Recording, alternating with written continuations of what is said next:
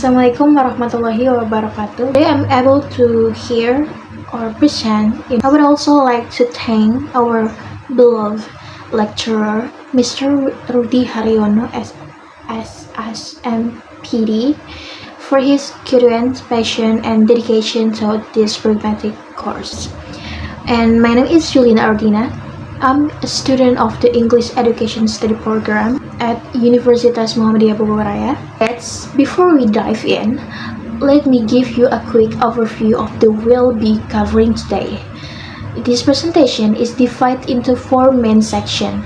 The first section is the opening, where I will introduce myself, state the object of this presentation, and explain why this topic is important and relevant. And the second section is the concept of reason maxim. I will explain the background of H. Paul Grace, what the cooperative principle is, and break down the 4 maxims: quantity, quality, relation, and manner. And the third section is the concept of humor and joke. I will define what humor is, what a joke is, and explain how joke and structure from a artistic perspective. And the fourth and final section is the analysis. This is the heart of the presentation. I will answer the central question like, why do you people laugh at comedy movie and stand-up comedy, using reason maxim theory as the analytical framework. After the analysis, I will present my conclusion and the reference I use. Alright, let's move on to the next perception. So, the objective of this presentation is to explain from a pragmatic and linguistic perspective why people laugh at certain scenes in comedy movies and stand-up comedy by analyzing how those funny moments involve the violation of reason maxim. By the end of this presentation, I hope you will never watch a comedy the same way again, because now you'll understand the scenes behind the law. Now, let's move to the second section, like the concept of reason maxim. To understand reason maxim, we first need to know the man behind the theory. H. Paul Grace was the British philosopher of language. He was born in 1913 and passed away in 109 AD. He spent most of his academic career at Oxford University and later at the University of California, Berkeley. Grace was deeply interested in one question: how do people communicate more than what they literally say? Think about this example. If I ask you, can you pass the salt? I'm literally asking about your physical ability, but you don't answer, yes, I can. You just pass the salt. Why? Because you understood what I really mean, even though I didn't say it directly. That gap between what is said and what is meant, Grace called this implicator. And to explain how implicator work, he developed the cooperative principle in 109.75 in his famous paper like Logic and Conversation. Grace proposed the cooperative principle. He said, make your conversational contribution such as is required at the stage at which it occurs by the exact purpose or direction of the talk exchange. In simple terms, when people talk to each other, they naturally cooperative. They try to communicate in a way that is helpful, truthful, relevant, and clear. This cooperative behavior is governed by 4 maxims, 4 unwritten rules of communication. It's 1. The maxim of quantity, 2. The maxim of quality, 3. The maxim of relation, and 4. The maxim of manner. Let me now explain each maxim in detail. Okay, the next slide is let's explore the 4 maxims one by one. The first, is the maxim of quantity. First, make your contribution as informative and as required. Second, do not make your contribution more informative than is required. In the other words, say enough, not too little, not too much. For example, if someone asks, "Where does she live?" the appropriate answer is in Bogor. Simple, sufficient. If you say somewhere in Indonesia, that's too little information, you are violating the maxim. If you say she lives in Bogor on Jalan Merdeka number 5, second floor near the big tree, that's too much and also a violation. The maxim of quantity is about giving just the right amount of information. The second is the maxim of quality. This maxim is about truthfulness. It says first, do not say what you believe to be false. Second, do not say that for which you lack adequate evidence. Simply put, be honest, don't lie, and don't present guesses as fact. For example, if you have not read a book, don't say I read it, it's great. That would be a violation of the maxim of quality. And the third is the maxim of relation. The maxim has just one simple rule: be relevant. Your contribution to a conversation should be related to the topic being discussed. Don't go off on a related tangents. For example, if someone asks, "Is the food good here?" the relevant answer is about the food. If you respond by talking about the restaurant interior design, this a violation of relation is off topic. And the fourth is the maxim of manner. The maxim is about how you say something, not what you say. It's including 4 subtle rules. 1. Avoid obscurity of expression. 2. Avoid ambiguity. 3. Be brief. 4. Be orderly. In the other words, be clear, concise, and organized in how you communicate. For example, if you're giving direction to someone, saying, "Go to the place near the thing," then turn where the old building used to be is a clear evaluation of the manner. It's ambiguous and unhelpful. These 4 maxims form the backbone of cooperative communication. People follow them naturally in everyday conversation, but here is the key insight, and this is where it gets interesting. When these maxims are deliberately broken, humor is born, and that is exactly what we will explore next. The next is humor and joke. First, what is humor? Humor is both a cognitive and communicative phenomenon. Cognitive, meaning it's involves our thinking process. Communicative, meaning it happens through language and interaction. According to researchers like Ruskin in 195 and used in 2003, humor typically arises from 3 things. First, incongruity. This is when 2 very different and related ideas are suddenly combined in an unaccepted way. Our brain detects the mismatch, and that surprise registers as funny. And second, surprise humor often works because it goes against our expectation. We expect one thing, but something completely different happens, and that gap triggers laughter.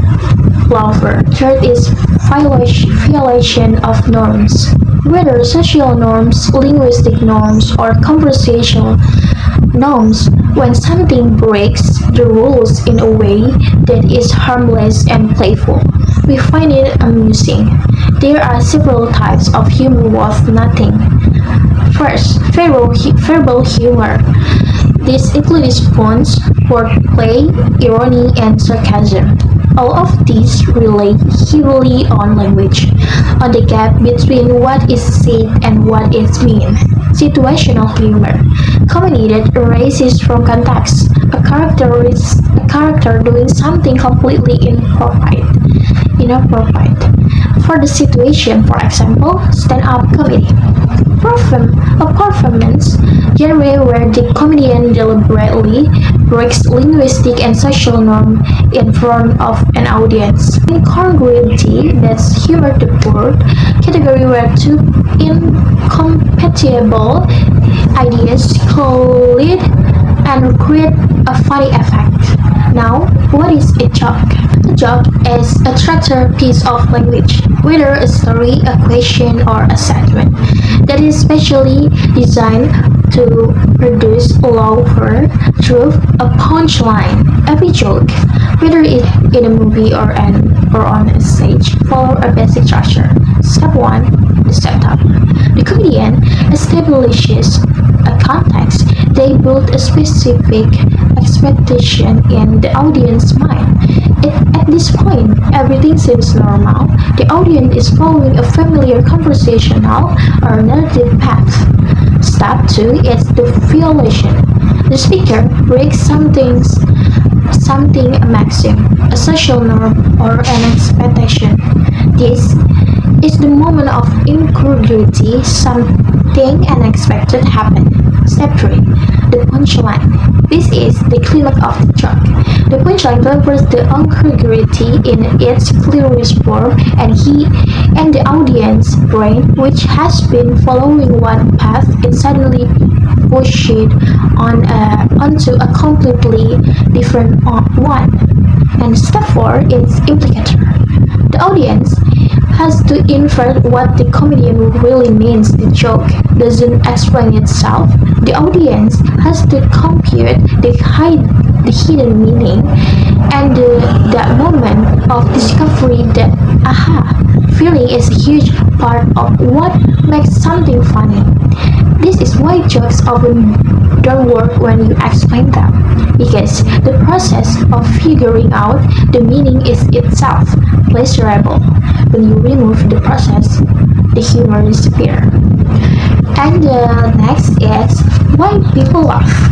And now we arrive at the heart of this presentation section 4, the analysis. The central question is, why do people laugh at the comedy, movie, and stand-up comedy? And the answer is, through the framework of reason maxim theory, is this: people laugh because comedian deliberate for or violate the reason maxim.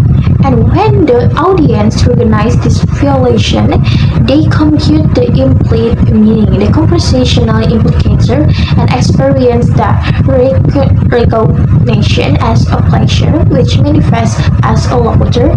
Let me now break this down, maxim by maxim. First, floating the maxim of quantity.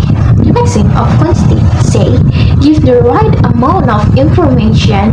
When a comedian float this maxim, they give an absolutely excessive amount of information for a very simple situation.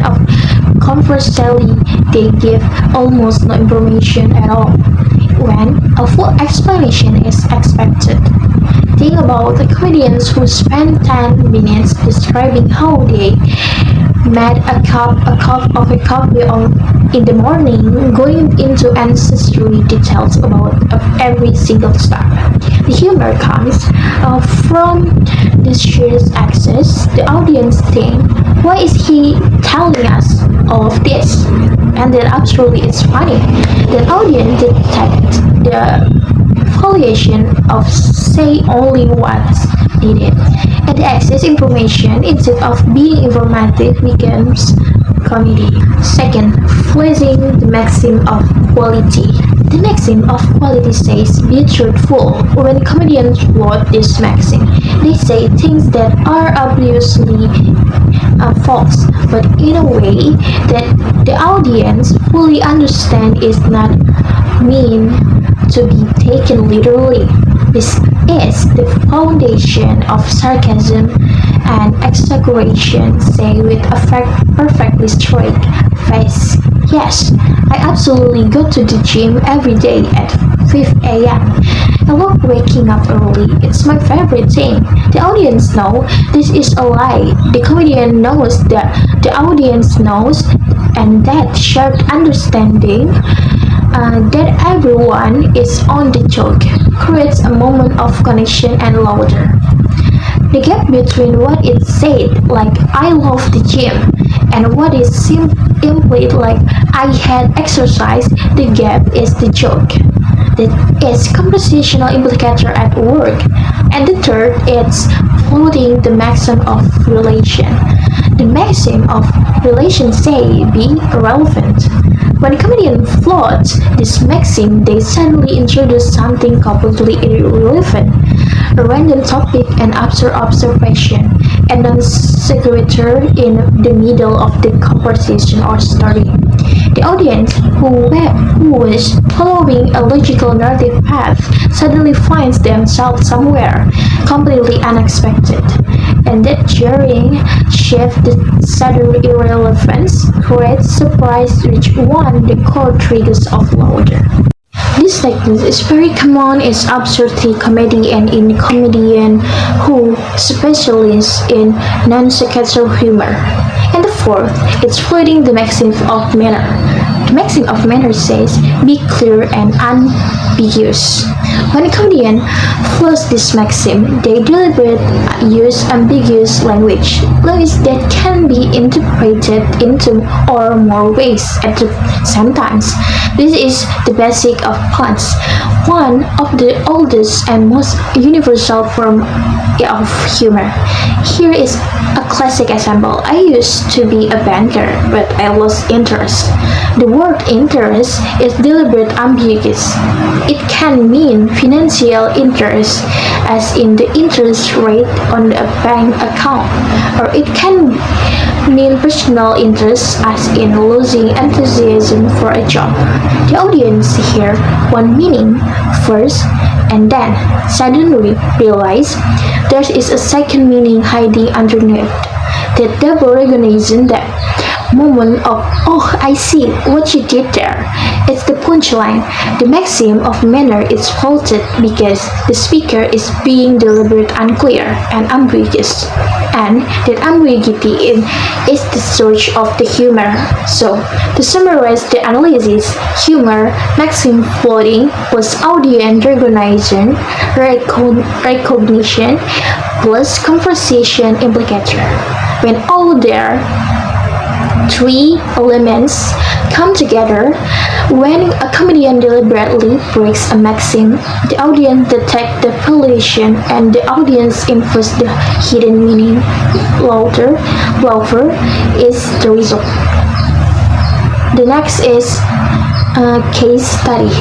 Now, let's look how this theory applies in the world of comedy, both in comedy movie and stand-up comedy.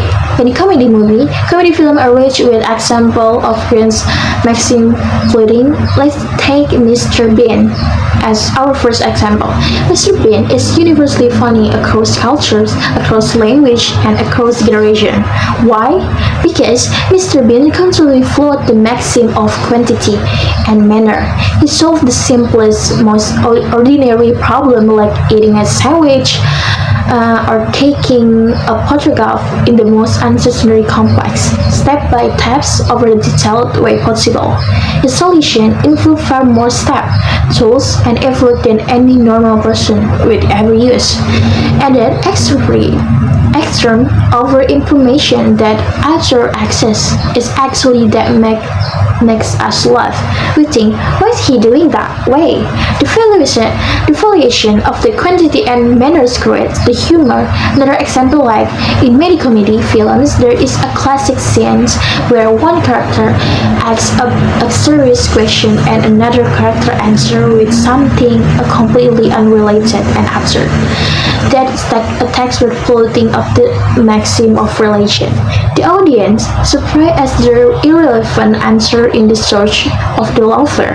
And of course, there are countless scenes built on wordplay and double meaning, floating the maxim of manner through deliberate ambiguity in stand-up comedy. Comedians are in a sense professional maxim floater. Their entire perform is built around deliberity, affiliation, pleasing, conversation norms, and inviting the audience to recognize and enjoy those below. When a comedian uses obvious sarcasm, saying the exact opposite of what they mean, they are floating the maxim of quality.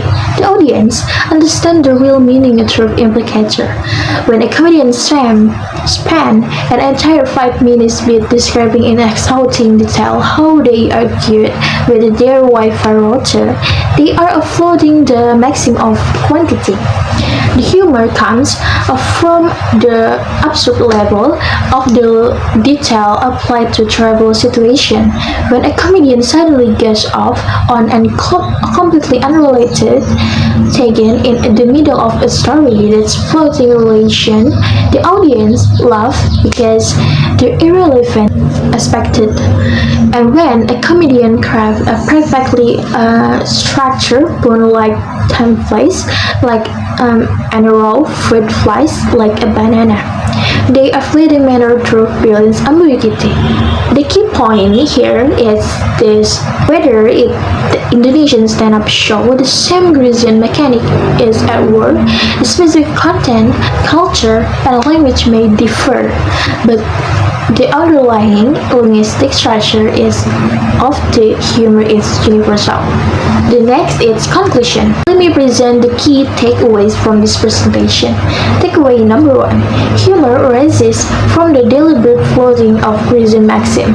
Comedy, whether it's in film on stage or in everyday conversation, is fundamentally built on the violation of the four maxim: quantity, quality, relation, and manner.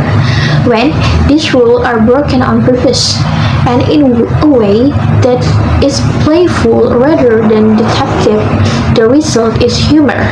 Takeaway number 2 is conversation implicator is the engine of comedy. Like humor does not say what it means directly.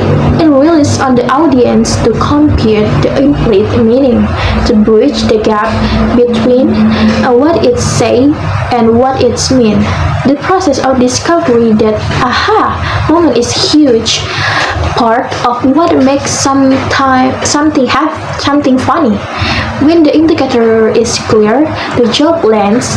When it is not, the joke falls flat. Takeaway number 3 is maxim produce a different type of humor. And first, floating quantity creates absurdity to much or too little information for comedic effect. Floating quality, the second, enables sarcasm and irony, saying the opposite of what you mean. And the next third is floating relation, creates surprise, sudden introduce of something relevant. And the last one is floating manner produce, wordplay and puns, exploiting ambiguity for comedic effect. Takeaway number 4, this is a universal mechanism. Regardless of culture, language, or context, the reason mechanism is the universal grammar of humor. From Hollywood to Bollywood, from Indonesian stand-up to British sitcom, all comedy, and its core, operates on the principle of maxim, floating, and implicator. So, the next time you watch a comedy and you find yourself laughing, pause for a moment and ask which maxim was just floated, what was the implied meaning, and what was the implicator.